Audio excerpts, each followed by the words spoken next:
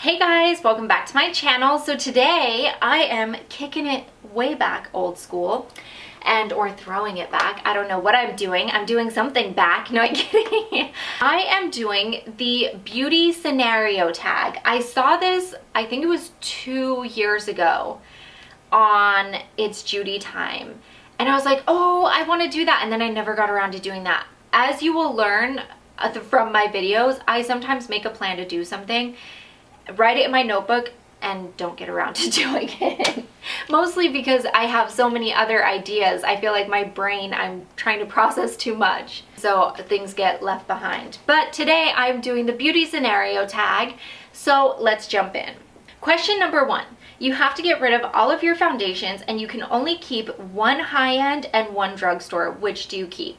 That's really, really easy for me. The very first one, high-end, I would keep is my Nars Sheer Glow. I find that it's light but buildable, so you don't have to have like super caked on foundation. But if you want a really like full coverage foundation, you can get it there by building it up. So I would keep my Nars Sheer Glow.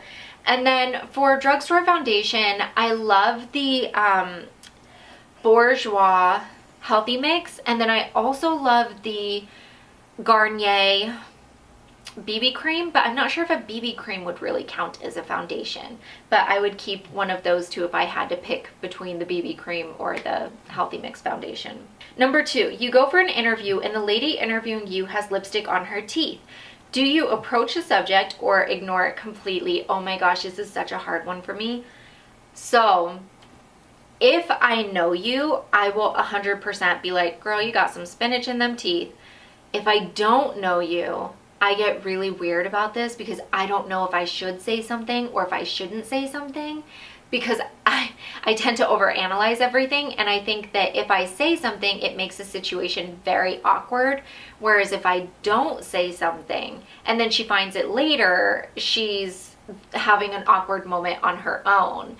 So I don't know. It's so awkward. I probably wouldn't say anything unless it was like really bad, like looked like bleeding gums or something, like I thought she might look like she's dying.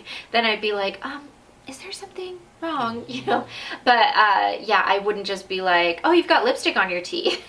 Yeah, that's just, I don't know, too weird. And then if she caught it while I was there, if she was like, oh, I had lipstick on my teeth, why didn't you tell me? I'd be like, really? I didn't even notice. 3, you're not feeling yourself and you need a pick-me-up. Which lipstick do you put on to make yourself feel beautiful?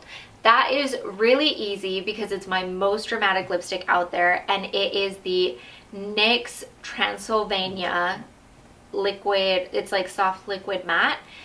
It is like such a deep plum purpley color, but I feel like when I wear it, I'm invincible. I can do anything. And I don't know what it is about wearing such a bold lip. It could be because the fact that I don't normally wear really, really bold lips. I tend to stick to nudes and light pinks. So it could be that because it's so dramatic that my confidence level has to be higher to carry it off. I don't know. Go back in time for a day to your teenage years. How would you do your hair and makeup differently? Oh my gosh. Okay, first off, I would not have done the wet look. The wet look is where you put tons and tons of gel in your hair, which by the way, I didn't flat iron today just because I didn't feel like it. It's too hot. But you put tons of gel in it and then kind of like scrunch it like that, and it makes it look like it's wet all day, every day. So I wouldn't have done that. And then the other thing is I wouldn't have worn blue eyeshadow. My high school days, I was all about blue eyeshadow, and I don't know why, but it seemed like in our local drugstore, because that's where I bought all of my makeup, was at Long's. It just seemed like all of the little eyeshadow palettes and quads were always blue, and so all the girls in school wore it. And also I would have filled in my brows because my brows are so sparse genetically that I wish I would have done that, because I look back on pictures and I'm like, oh my gosh, I literally look like a psychopath because I have no brows with blue eyelids and the wet look hair going on. Number 5, you ask your hairdresser for a shoulder-length pixie lot haircut, but they hear wrong and give you a pixie cut. Do you A, smile, say thank you, leave and call your mom hysterical, cry in the chair and things get awkward, or that was B, or C, complain to the manager and demand a refund?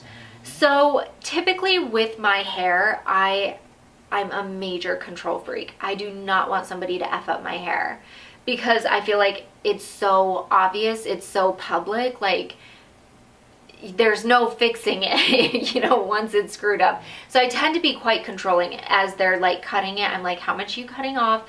So I have to say, if I was going to, Louis like snoring like crazy and I'm trying to talk over him. If I'm going to be in that situation, I think I would probably just talk to the stylist. Was that an option? I wouldn't cry because I'm just not that type of person, but I would have been like, oh my gosh, this was so not what I asked for. I said a pixie lot cut and you gave me a pixie cut. Like, what's wrong with you? And then of course she would have apologized and I'd be like, well, I'm not paying for this. I would 100% be that person because I'm not paying for something I didn't ask for. So, but also I wouldn't end up in that situation because I monitor as they're cutting my hair. Number 6, your friend surprises you with a 4-day city break and you have 1 hour to pack. Which do-it-all palette do you pack in your makeup bag? That would be either, it's one of two, either the Jaclyn Hill Becca face palette or the Charlotte Tilbury Glow palette. Now I'm leaning towards the Charlotte Tilbury Glow palette due to the fact that the Jaclyn Hill Becca palette is no longer available. I try to use it very minimally because I want it to last as long as possible. But yeah, I would take one of those two. I think probably the Charlotte Tilbury because it does have some shimmery eye colors as well as like a crease color that looks really good. So I probably the Charlotte Tilbury. Number 7, your house has been robbed. Don't worry, everyone is safe, but your beauty stash has been raided. What's the product you really hope is safe? The Jaclyn Hill Becca face palette. If those bitches took that, I would hunt them down. Number 8, your friend borrows your makeup and returns it in awful condition. Do you A, just pretend you haven't noticed, B, ask them to repurchase it, or C, secretly do the same thing to something of theirs? I have actually been in this position. I tend to keep my makeup quite clean. That's something that as a makeup artist you learn about how bacteria grows on makeup, so I like to keep it quite clean. And I have been in a position where I've gotten a palette back that was not at all how I gave it to them. And when I confronted them and I was like, what is this? They were like, oh, that's how you gave it to me, which I was like, no, it isn't, and you know that. So I actually made them buy a new one and give it to me, which I know sounds really hardcore.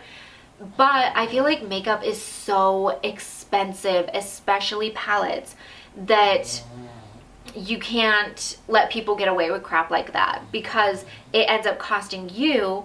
And I mean, this palette was like destroyed. There was colors missing out of it because she had clearly dropped it, even though she didn't want to admit it. It was just like, there was literally just destroyed. So I honestly think if you have a friend that treats stuff like her own stuff like that, never lend anything of your own to her because you're gonna get it back looking like that, or you may not get it back at all. And I've had that happen too, where they're like, no, I gave that back to you. And I'm like, no, you didn't. No, you didn't. So yeah. That is the beauty scenario tag. I actually really enjoyed doing this. I hope any of you out there that are YouTubers decide to do this as well, because I love watching these videos, especially now that I decided to do it. I was like, oh, I want to go watch Judy's, and then I watched Anna Saccone's, and what I think it's Emily Noel, I think her name was, or maybe her name's Noel, I don't know. Anyways, I really enjoy these. So I tag all of you guys. If any of you want to do it, and then leave your link for it down below so that we can all go watch yours. And that is it from me. Give this video a thumbs up if you enjoyed it. Don't forget to hit that subscribe button, which is down there. We are so close to hitting 11,000 subscribers, and as soon as we do, I have all the giveaway items in the closet over here, and I will upload that video, which I'm very excited for, and I know you guys will be too. And I shall see you guys in my next video. Bye!